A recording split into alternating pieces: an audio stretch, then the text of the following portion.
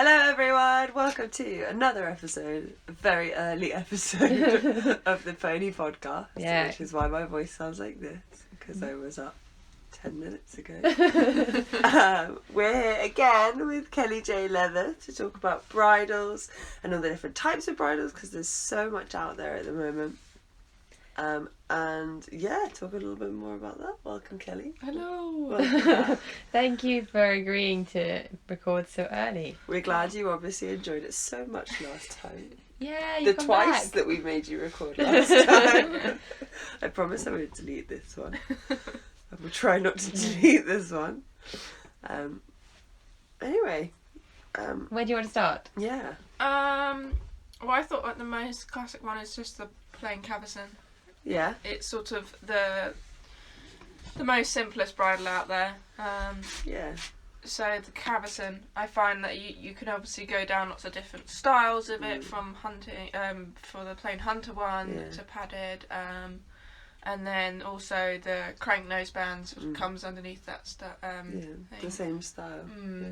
I'm now leaning towards majority making crank nosebands because Fairfax did a study and they studied all the pressure points of all the different bridles, and amazingly the crank noseband was better. Yeah. Came out on top. I read that study as well, because having always been told that, last thing I told, you're not allowed to call a crank noseband, you have to call it a cavesson noseband, even though it's not a cavesson, it's a crank noseband, because it sounds nicer.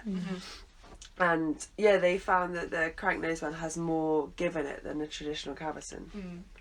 Mostly everything to do with the give point on, so it's not a fixed ring. You imagine like a hula hoop, you can't really flex it, but if you put a ring in the hula hoop, it can flex, so the horse can swallow, and it also can fit the horse better because the back strap can sit where the horse's jaw wants to sit. Particularly in young horses, when their jaw's changing so much because of the grown teeth, it really helps. A crank's often more padded, isn't it, as well? Yeah. I really like crank nosebands, so that's what I'm majority sell in the cavesson. I do traditional style, but I far prefer the crank. Yeah. So I think that's... I do like a crank. I think if you're going for that, I always wanted a grackle, so that's why I have a grackle. But if you're going for that look, I think a crank is just so much better, so much nicer. Well, if you can get your horse to go in a crank noseband and you don't need anything more, then why add extra? Why not? But as you know, most horses still can't just go in a crank noseband. So usually the go-to thing after, my horse just can't go in a crank noseband, you chuck a flash on. Yeah. I don't particularly like flashes. I don't anymore. I have to admit, you converted me on our last podcast, because my horse used to go in a flash and then a grackle for cross country. And I was a bit like, oh, but everyone says grackles are better, I'll just put in a grackle full time. I pretty much did that. She used to go she went in a cavesson and a cavesson and a flash. No, a crank and a flash. And then I read that research and was like, and my friend was getting rid of all her old horsey stuff, so I was like, I've got a grackle now, so I may as well just put her on a grackle. Yeah. Well, the flashes are... it's really strange. Not many people know the actual why flashes came about. Yeah. So it was linked to a very famous show jumper years and years ago. Used to have a horse that used to open its mouth a lot when it was jumping, but also used to need a standard martingale. And you can't attach a standard martingale to a grackle or a drop noseband, but he needed the extra thing, and instead of going polo style and putting everything on, he brought back the flash. I don't think he invented it, but he brought it back, and then because everyone saw, this guy's gone round and won everything, flash nosebands must be amazing, and it just sort of went on from there, and now it's sort of such a staple of especially in Pony Club, you get a little pony. Why has your pony got a flash? Well, I bought him with a flash.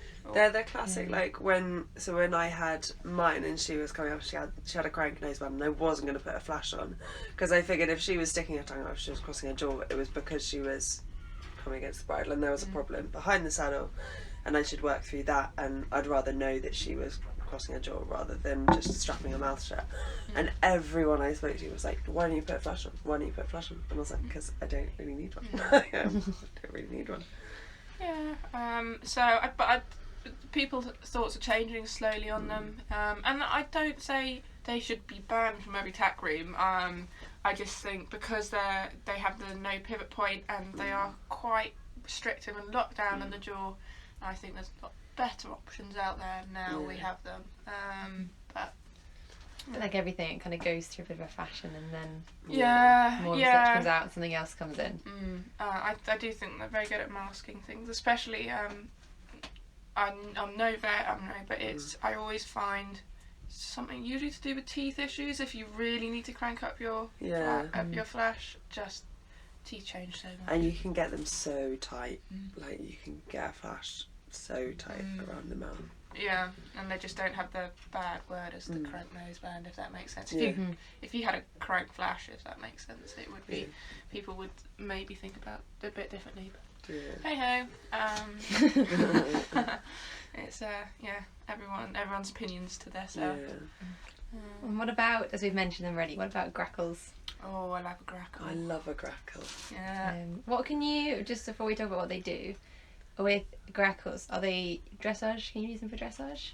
Yeah, I can even use them for pony club now, which that's quite a recent one, because when I was in pony club, and I'm not that old, but you weren't allowed to use it for dressage, definitely. But I think when the British dressage changed their rules, I think pony club changed their rules because they're usually quite on it. Yeah. I love a grackle. My horse has a grackle at the moment, but it's really loose. Like, some people really crank a grackle up, and mine's really loose. But for the same reason that if she comes against the bridle, I want to know that she's coming against the bridle. But it's just there for aesthetics, really. Like, it doesn't really function. Well, I like them mostly because, again, talking back to the ring, so you imagine where the rings from the buckle, the headpiece goes down to the ring, that creates the pivot point, and because you've got so much variability to where the strap wants to sit, you can attach it on there so it's not fixed. And when I say I love grackle nosebands, there's some grackles that are a lot better than others. You can get them without the rings, which are the more traditional grackles, which I'm not a huge fan of, and but I really like any ones that have padded back draw straps, because that really helps, because you think how soft that underneath the side, and if you've got a buckle digging into them there. So I've been playing around with lots of different buckles, and lots of other companies are doing the exact same thing, which is really good that they're going out there doing that. And I think they're so good for the horses. I think they're the best noseband if you need a stronger noseband than a crank for the horse's airway, because it doesn't restrict the airways at all. So in general, is a crank better than a grackle? Like, if you don't need that extra bit? Yeah. Okay. It's just because it's all quite confusing at the moment, because someone did research recently about the tightness of nosebands, and having a noseband too loose sometimes actually doesn't benefit the horse. So it sort of swings and roundabouts, but having a crank noseband sort of done up correctly, I personally think it is, but there's not been enough research on it, so we would love to. Well, I'd love to be able to afford to do research, but I would never be able to do that. So you sort of have to go on every individual horse, because some horses it would and some horses wouldn't. So it's just we talked a little bit about drops and the different types of drops that are out there, I think, before we started recording. What different drops are out there, and how do their mechanisms differ from like the flash or the grackle? Well, there is the traditional drop, which has been used for many, many, many years. If you open an old book, you're probably going to have an old drop noseband on.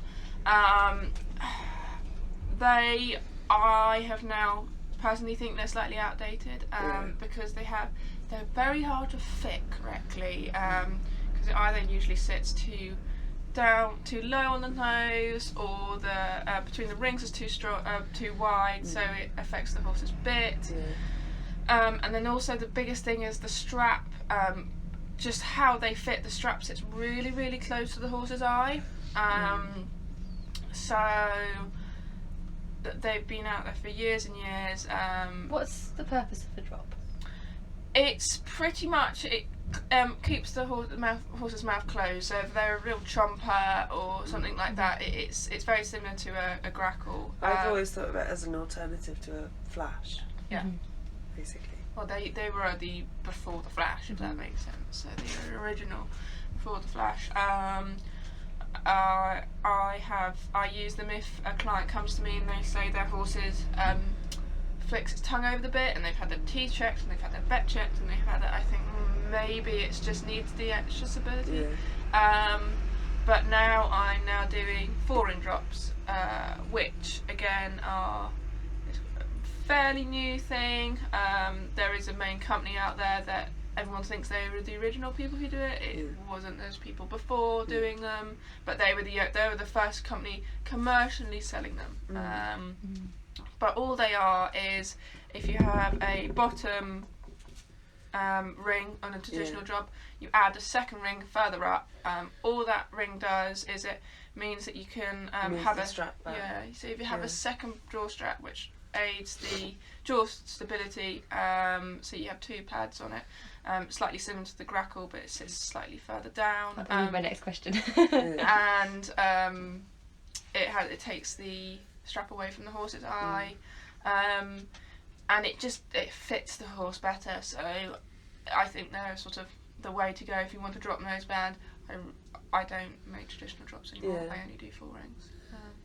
Well, it makes sense, like if you can get that away from the eye, because it's so sensitive around there. There are so many like odd looking bridles coming through now. Do you ever have to make like something like a Micklem or something like that? I keep away from things like that just purely because of copyrights. But I don't discount them. I think Micklems are great bridles if you need it. They're really good for sensitive horses, and just sort of, people sometimes sort of brand them as tricky horses, but there's usually a reason why. And I, even with my young, well, he's not young anymore, but when I had my young horse, I used to chuck a Micklem on once every month. Schooling, I found he just went too low in it, but it was just a nice change in it. And there's just lots of reasons why the Micklems do help the horse. What is the research behind them? Well, the biggest thing that I like about them is the bit. It doesn't actually have a independent cheek piece. So you imagine when you're pulling onto the horse, you don't have, the cheek piece is fixed, so it's less pressure, so it sort of dulls everything down. And then because there's less straps, it does have a slight anatomical headpiece, as I say. Not all of them fit well, but it sort of, it really helps. And also because they've got the D's of where in theory, the flash strap or the equivalent on it, because the D's, you've still got the pivot points, which Fairfax touched on. So overall, they are a good bridle for particular horses, and they have been known for not being good leather quality. They have brought out a newer model now, like a Rambo. I haven't seen that one. I've repaired an awful lot of the other ones, so I've seen them. But I think they are useful bridles, but I personally don't make. I just stick to the classic ones, just because I don't.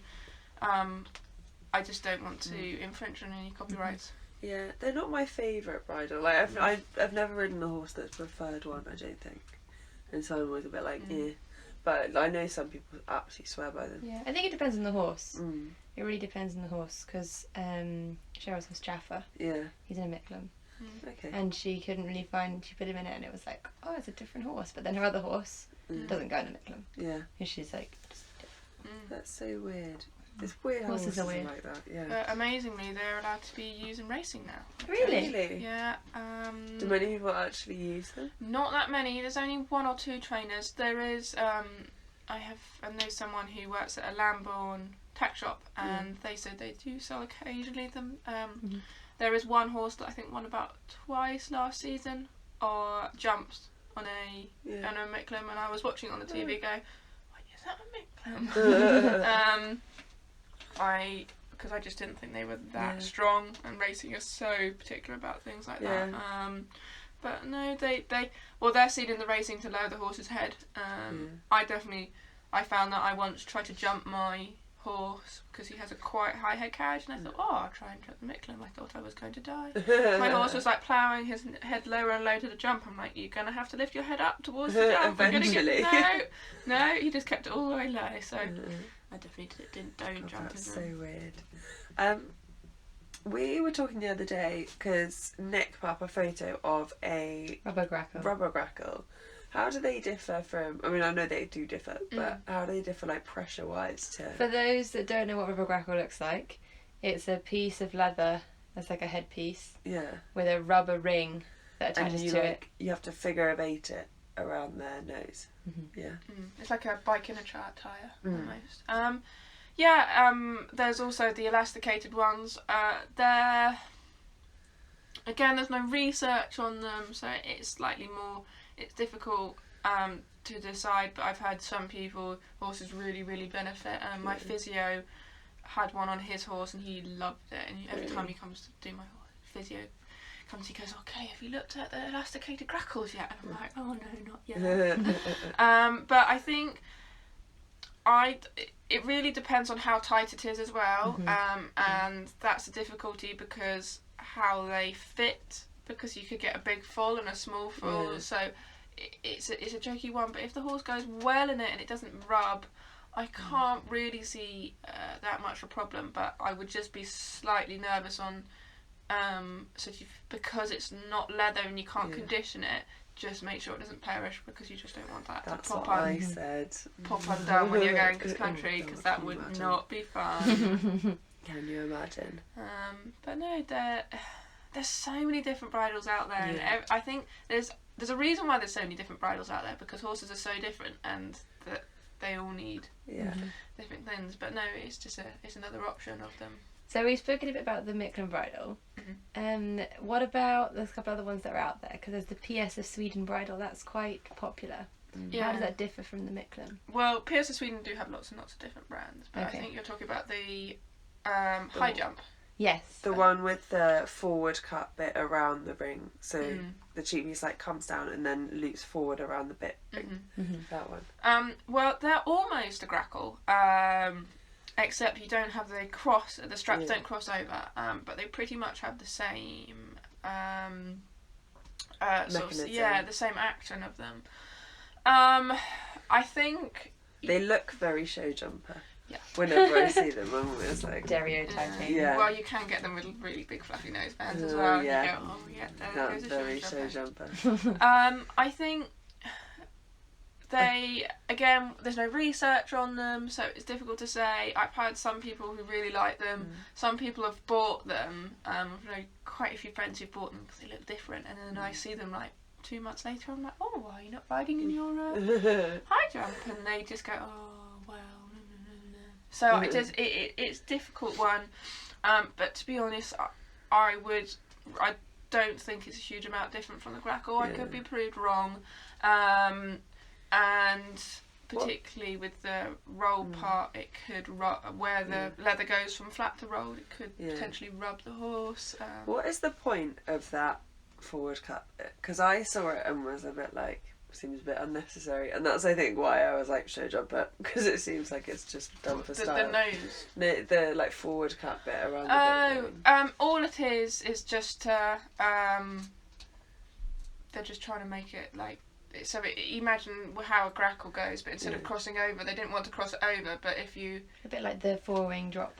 Yeah, it is. Okay. It's sort of similar. It's sort of all on the same idea of trying to keep straps away from pressure points in the horse, but you can't ever have a bridle without any pressure points because that's the whole point of a bridle. So it's sort of when you see things of there's no perfect bridle out there. But I pretty much see them and I go, I'd love to film this horse going in that bridle and just put a box standard grackle on and see if it really makes any difference. They're very similar. There's other ones other companies who do very similar bridles, and they're just marketed very well. So we've like kind of touched on them. What do you think about the Fairfax bridles? I like them. Yeah. I have to be very careful because they do have copyrights all on them. But I think what Fairfax have done on actually going out and doing their research, it's good. It would be quite nice if we were actually allowed to see the research. It's sort of like, why are you hiding it? Yeah. Is it just in a published journal that you need scientific access for? I've tried my vet friend to try and get hold of it, and she can't get hold of it. So I think that's weird. What they've done a really good job of is completely making it more scientific. Because like I remember when they released the girth before London, and then afterwards they showed how it was, and everyone was like, "Oh, wow, that's so clever. We never thought about that before." And then ever since then, I feel like there's been a lot more money put into research to make attack more comfortable, to make it more fit to the horse. Because like their bridles had to have the padding, and they even have the padding where the brow band to lift it away. Because I'd not seen one until I rode your horse, and I was a bit like, oh, they're just exactly the same. They just have Fairfax on the side, and then I was fully like, lifts it off they are very padded. I obviously got mine from my lovely saddler. And when I was looking at them, I was like, oh, I don't really like them. I don't really like how chunky it looks. And then my horse has a really fine head, so I was like, oh, I don't really want to put something like some massive lump of leather on the top, like over the top of it. And then I was kind of looking at, I was reading an article about them or reading a bit of the research, and I was like, actually, are you really gonna sit there and be like, oh, I don't want her to be more comfortable because I don't like the way it looks. Like, if she looks more if she is more comfortable and she rides better in it, then put it on. And actually she does ride so much better in it. So much better. I think they took the plunge and did the research, and hats off to them. They have helped the whole of the saddlery industry. So they're great bridles. They are thinking along the same lines as they weren't the first people to think, oh, I think we need to remove pressure away from above the eye, but they've done it one way. I'm now doing it a slightly different way to them, but sort of on the same lines of trying to, above the eye, there's so many nerves, and it's so sensitive. And so, how I'm making my bridles are slightly different, but I like that they've shifted the focus in the whole tack industry. They've shifted the focus from like having something that's personalisable or fashionable or pretty or like looks nice but doesn't really serve a purpose. And they've shifted the focus back to the horse and what's best for the horse, and how all these different things actually affect the horse. Do you find that since you started making bridles, all the research that's come out has shaped the way you design yours? I think so, yes. Because when I first started, I never used to think that how good cranks were. It sort of just shone the light a bit, and then I could sort of move a bit further on. So I think it has, and sort of. It sounds strange, but having the larger variety of bridles out there, you can see what works and doesn't work, and things like that. And I do have to limit my. I only make 4 or 5 types, if that makes sense, because there's so many out there.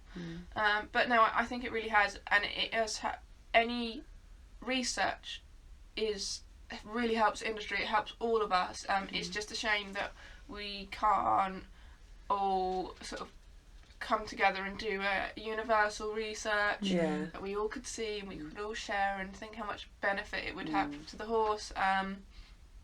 But I understand why Fairfax don't want to publish it, because they spent all that money on it. They don't want everyone to go, oh well, we're just gonna make that. We're gonna just make that on there, and they don't, because they're all made in the UK.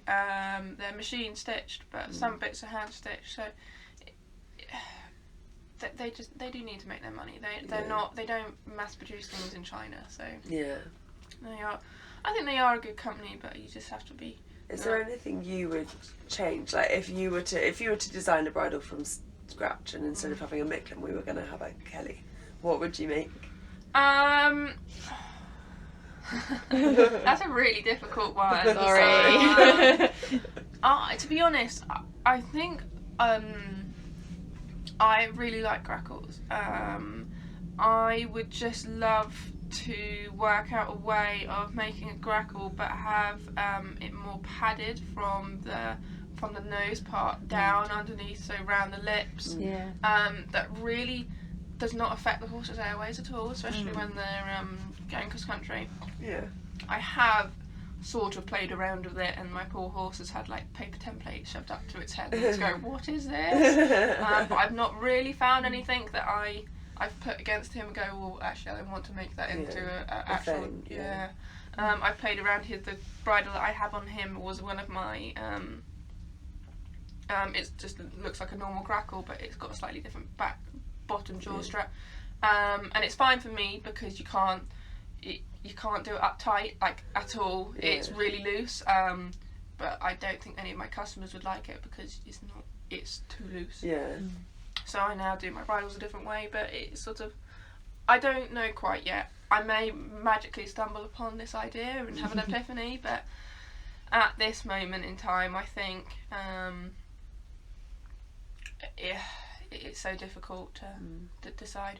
I wish I would be able to make all the horses in the country all have well-fitting bridles. They all can cant around the fields with headpieces that fit. Oh, a wonderful time. Okay, well, thank you so much for coming here so early to talk to us and No making time worries. for us in your schedule. I just want to say, because this will go out in an evening, that we started recording at 6 o'clock in the morning, so it is fairly early. Yeah, I definitely didn't get up at 4:45. Yeah. It's quite a long way. I didn't realise how far. Have you come